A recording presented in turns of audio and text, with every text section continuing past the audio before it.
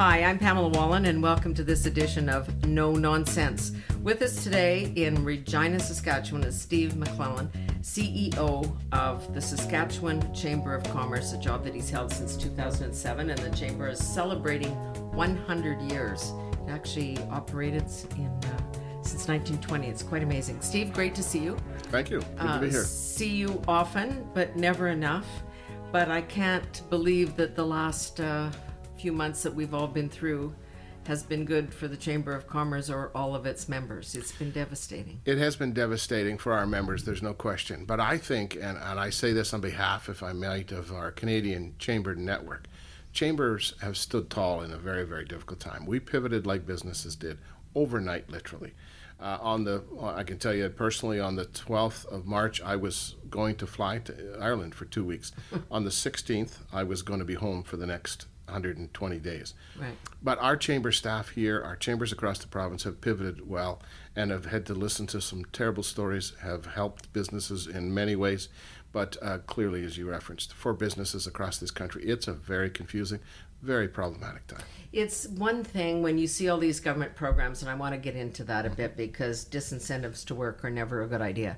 But the programs, even for small business, didn't help small businesses. I see it in small towns because that's not 150 people manufacturing. This is husband and wife, son, daughter, running the bakery, the restaurant, forced to close their doors, even though we're not 100% sure why for some of those operations. And I don't know if they'll ever make that up. No, I don't think that they will in many cases.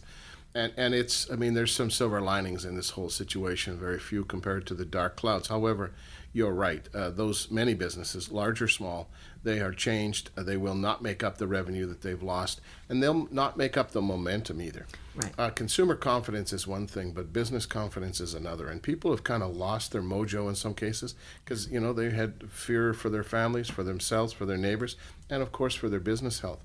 And you know, it's a journey to be a business owner and to be a business operator. And we took them off stride, and we need to get them back. That's what chambers do. That's what elected officials and people like senators, of course, help to do that. But we need to get through this first and then get them back on track.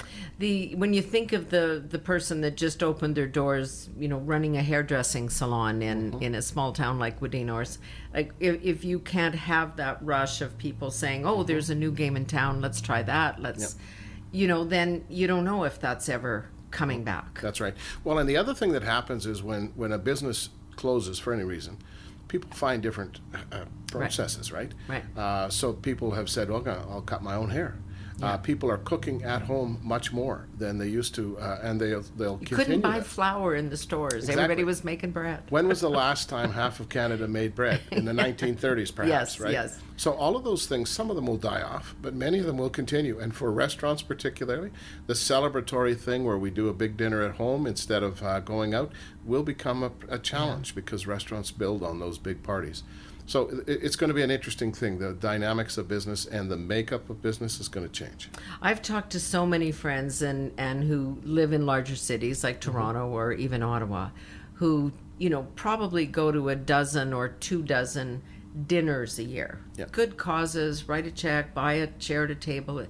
Nobody wants to do that. They may not have really wanted to do it before, but now there's a reason/excuse, and they're going to say, I might write the check, I might, you know, but I'm not going to show up. So then that translates into restaurants and, as you say, the cascade effect. The ripple effect of this on so many levels is amazing. But on the fundraising, I had a conversation yesterday with the South Saskatchewan Foundation, the CEO, and we talked about the fact that these people still have the money. And they will say, listen, I'll pay to not go. I will write the check, but you have to be creative. You can't just send me a letter and ask for it. You got to be creative. There's a concept that was here years ago, and it's the no-show gala. You know, you buy a table, but there's no table on this night, but don't come out. You know, those sorts of things. We have to get creative, and I think these people will, businesses as well as the charities. But if we don't do that, I'll tell you what, we have some significant challenges because each of those charities do great things every single day. We need them to be viable.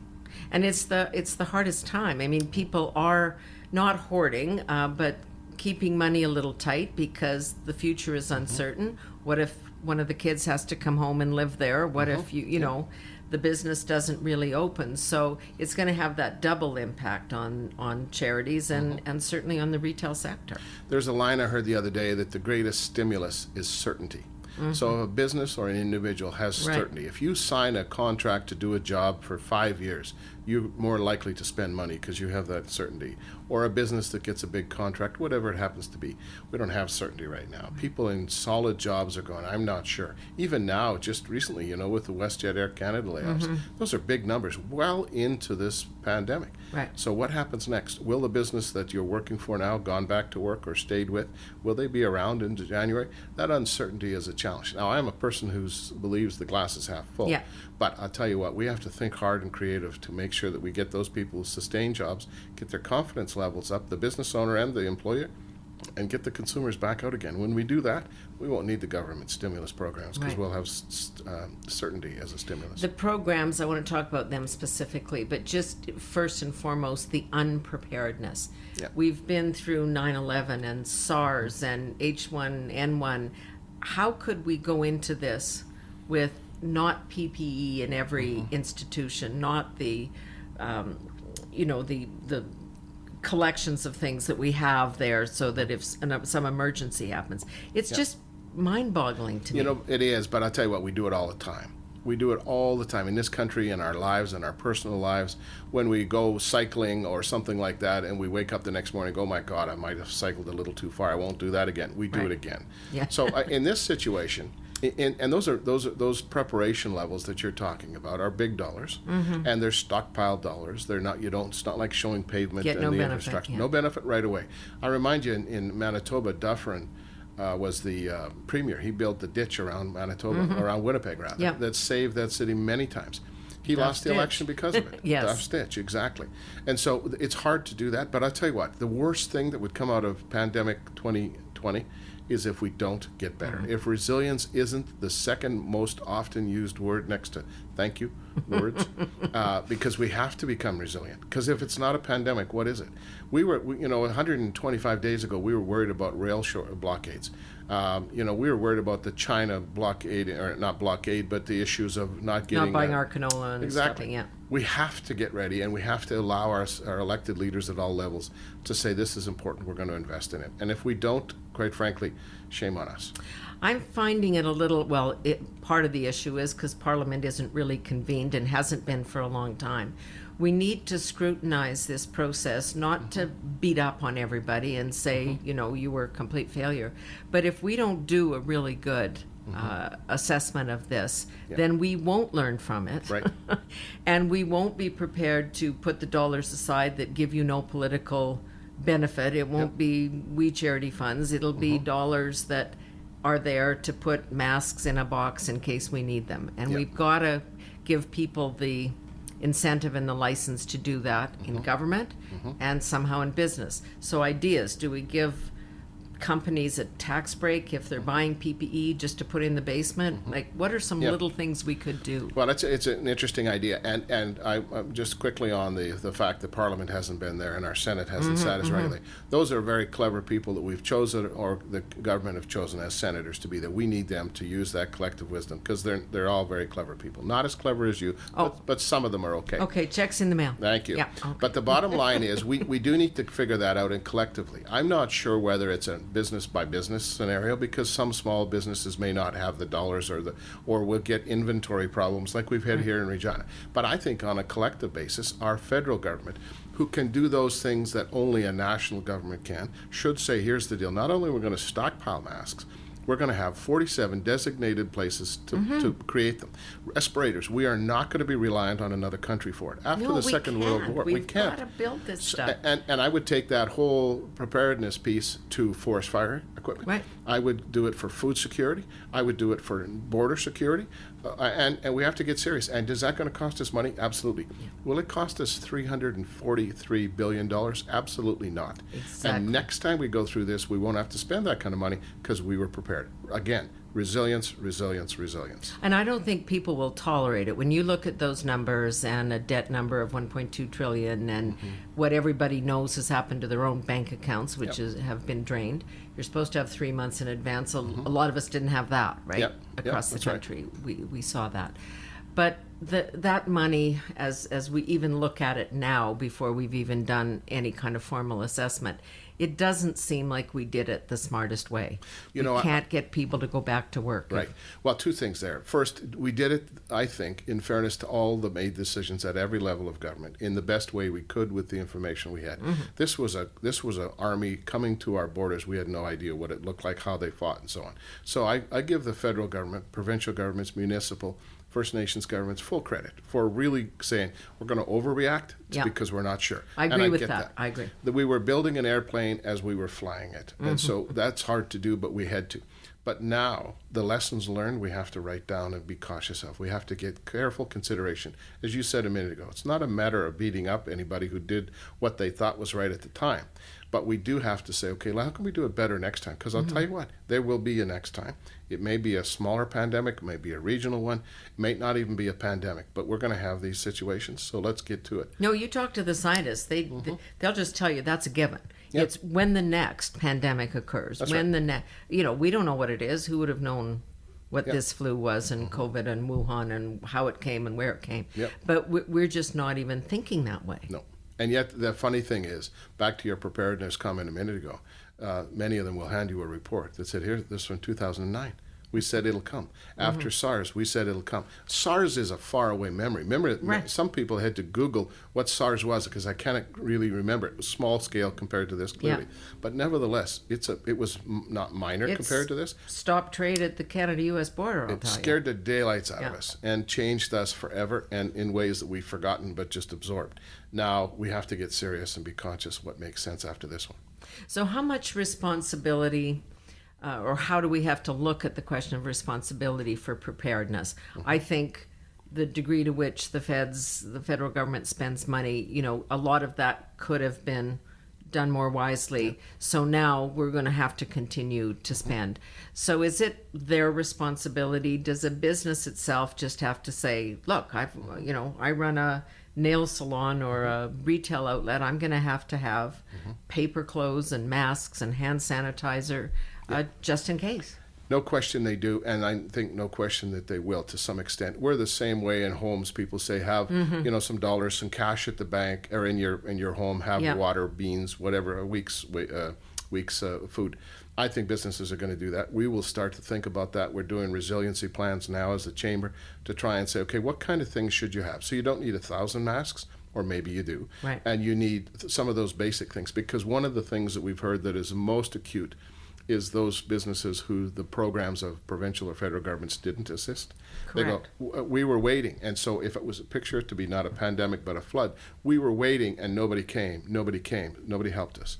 We need those businesses to be more resilient. So if you have to spend time in your home because of, if you will, a pandemic or a flood or a forest fire, you're looking after yourself first, because you're the only one who is guaranteed to be there in that hard situation. So we'll have lessons learned and practices and, if you will, toolkits to make that available to people.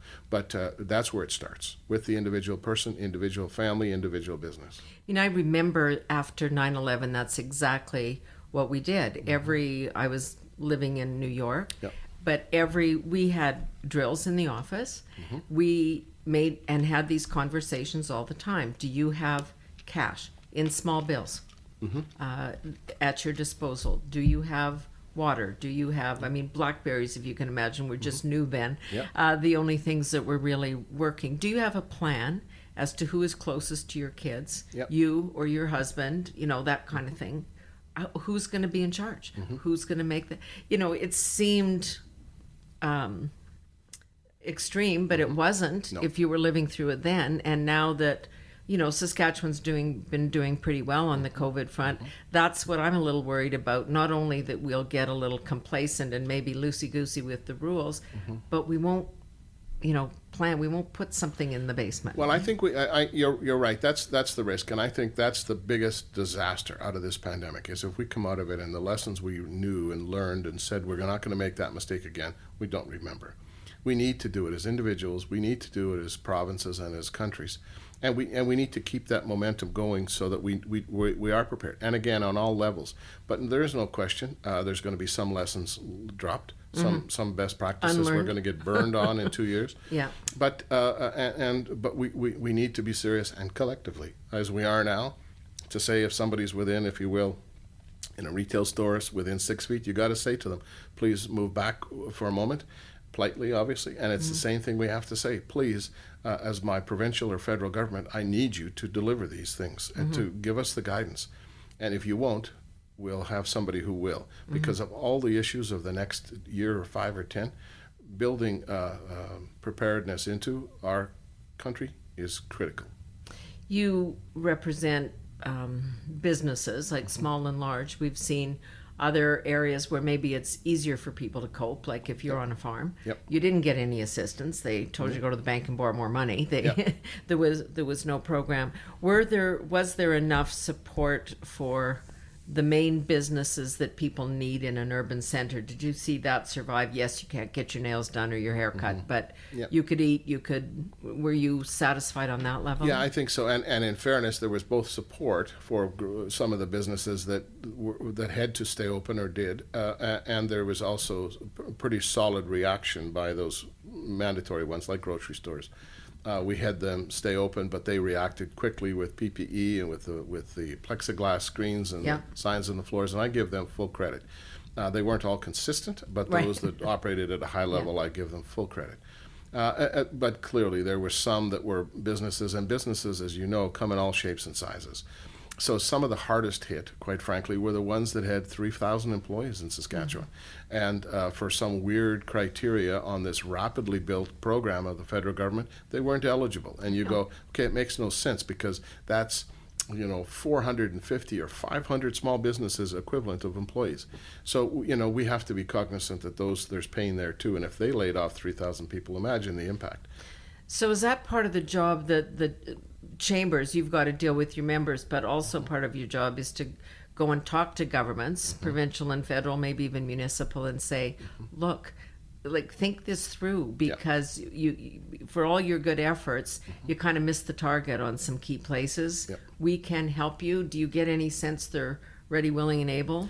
They're certainly talking about being receptive to it. They are too busy, all of them, Right. on the recovery still. The resilience is not on their radar. Accept as a word, yeah, we got to get there. Yeah. But no question. And quite frankly, we need them to work not only soon, but also united. Federal, provincial, municipal. We don't need every province doing exactly the same. Okay, what's the checklist? Once Ontario writes the checklist, send it to Saskatchewan, and we'll build on it from there. With some variations on a theme. Absolutely, Yeah. makes sense for us. But and even though the different provinces, Toronto, Montreal, Vancouver had different symptoms and stats than we did here in Saskatchewan, where we proudly have been, doing social distancing since 1902. But the bottom line is, we have to learn from each other. We don't have to. One of the things we all did in the business community is we replicated everything right away. Every time a government thing came up, we all rewrote it and put it on our website. Huge wasted effort. So Right. we won't have to do that. Let's not do that again. The same thing with the resilience stuff.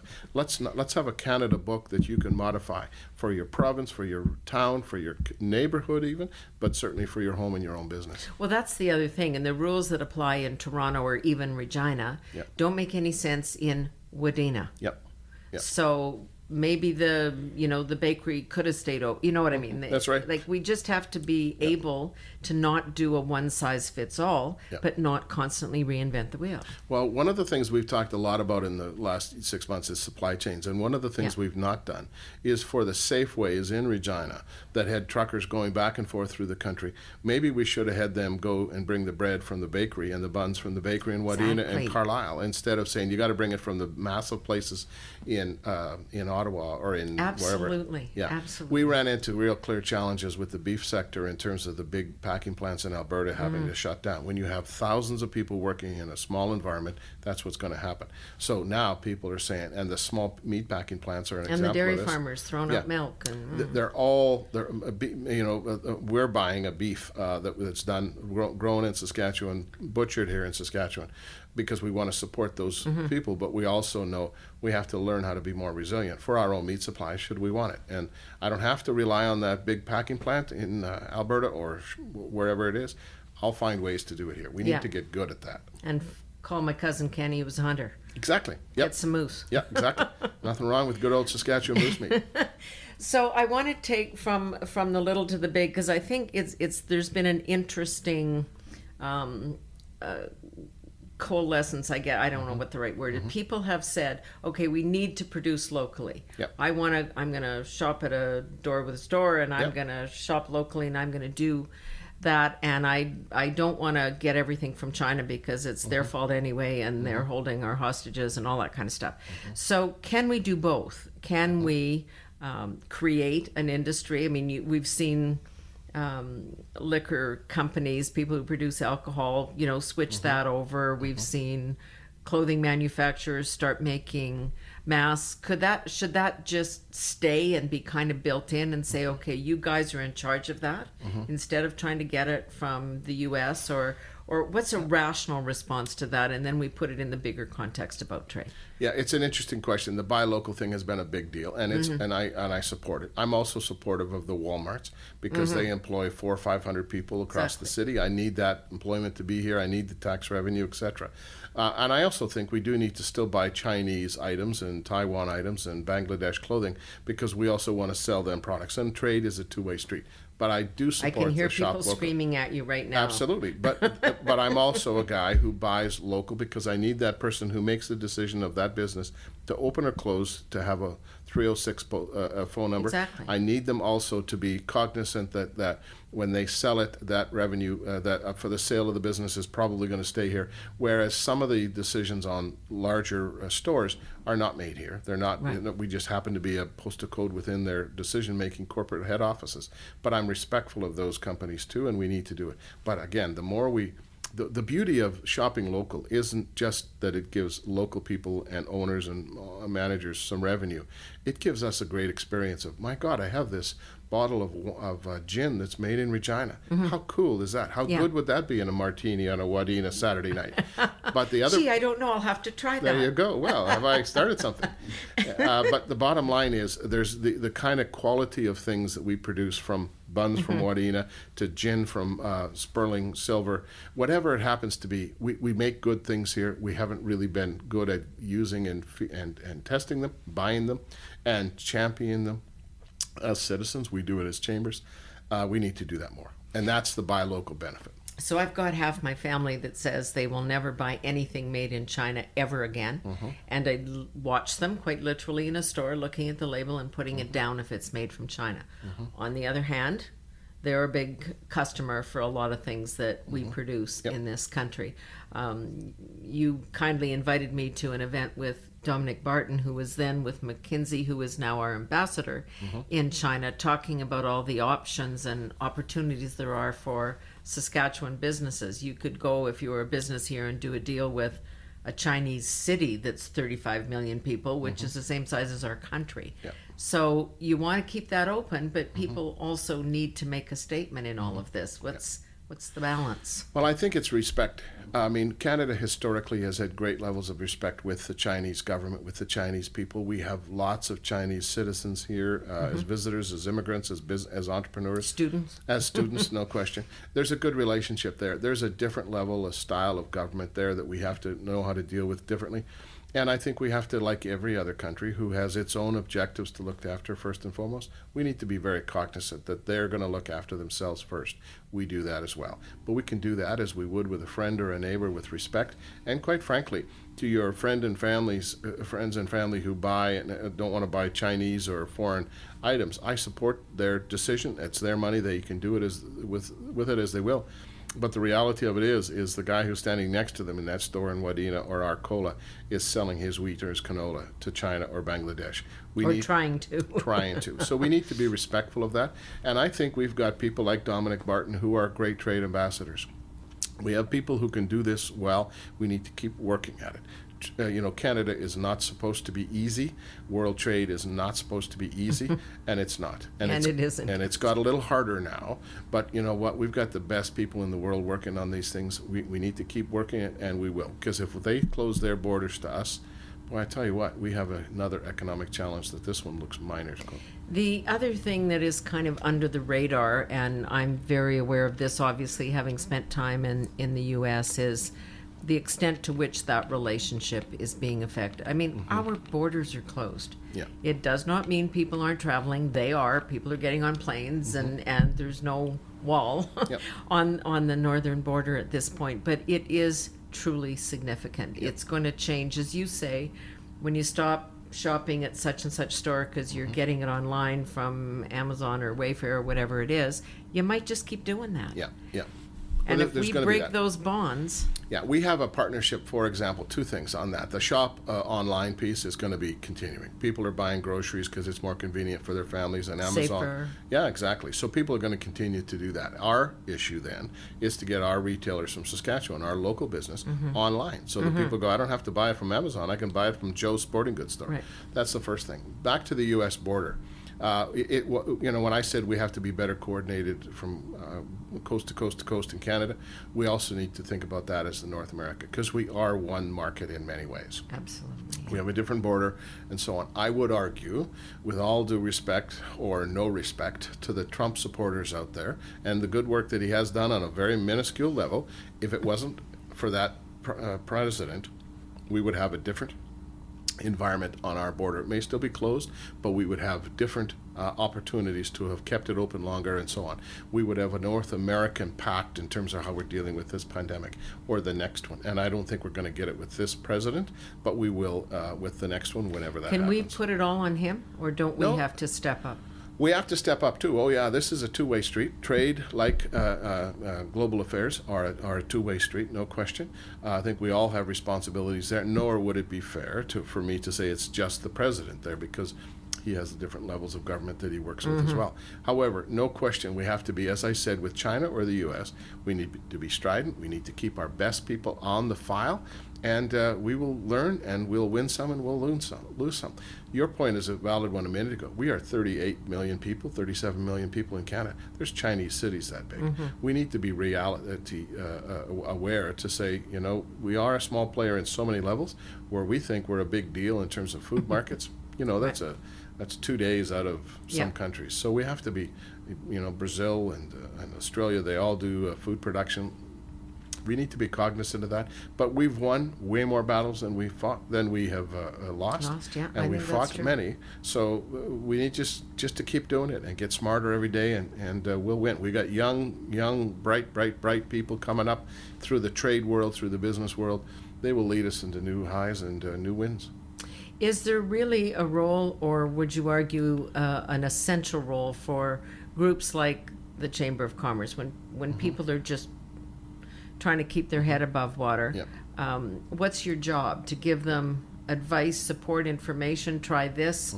This is how Joe Blow did it. Maybe it'll work for you. Yep. Is that what you're doing at that granular kind of? Absolutely. It always has been, always will be. In 100 years we've been around, that is it. We either lend a hand or lend a shoulder. Sometimes it's a boot in the butt. Sometimes it's a shoulder to cry on. Sometimes it's just a nod that says, you know what, everybody else is finding it in the market real tough right now too. Oh, thank God, they'll say. I hear it all the time. Yeah. So yeah, absolutely. I don't think, and I'm biased, but I don't apologize for that. The chambers are more important now than ever, and have always been important. Right now, chambers are the ones who are the insurance policy for the business to say, okay, I know that you're working on these other things that are tax related or labor market related, while I'm focusing on just getting my staff back and enough PPE in place. They're relying on us to do that. We are doing it. And again, the role of a Chamber of Commerce across this country has never been more important. And as I said earlier, I've been so impressed with my colleagues at the local and Saskatchewan level and provincial and the federal level. People like Perrin Beatty, they've done outstanding Yeah, he's done work. a great job. Yeah. You need to take that role on now. I mean, this is like, you got to go to Ottawa and go to Regina down the street here and say, Yeah. we've learned some things. please learn it from us. Yeah, exactly. And we got to remember these lessons, because again, and it's not the only fear, but the biggest fear is that we come through this and suddenly our economy is thriving. People go, well, we got through that. It's good. Well, carry on. It's all good. And then boom. Wait a minute. Who was supposed to be preparing? Who had the PPE? Who got the respirator? Yeah. Nobody. And if we forget that, shame on us. And I don't think we will, because people like you know that it's so important, and we as chambers know it. And I think our federal government and our provincial government will get there. Their heads aren't there now, right, but they will get there. And there's enough smart people. Prime Minister Trudeau or Premier Moe here could simply say, I need these 4 people and these 4 federal people to sit in a room and in 5 days come out with a plan. And tell me what it's going to cost, tell me how we pay for it, all those sorts of things. But we can do it. We bugged out, if you will, like a military exercise in 2 or 3 or 4 days, from everybody working at their offices and businesses to going home, just about almost everybody. Yep. We can sure as hell figure a way to make sure we don't have to do that again, or what we did won't be as hard. Always so good to talk to you, and I'm glad you're there, thinking these thoughts and reminding people who need to be reminded that the job is far from done. It is, but we know we will get there. Yeah. We will win. Canada always does. Thank you. The glass is always half full with you. Yes. That's one of the joys of it. Steve McLellan, CEO of the Saskatchewan Chamber of Commerce. Thanks again. My pleasure. Thanks for joining us for this edition of No Nonsense. I'm Pamela Wallin.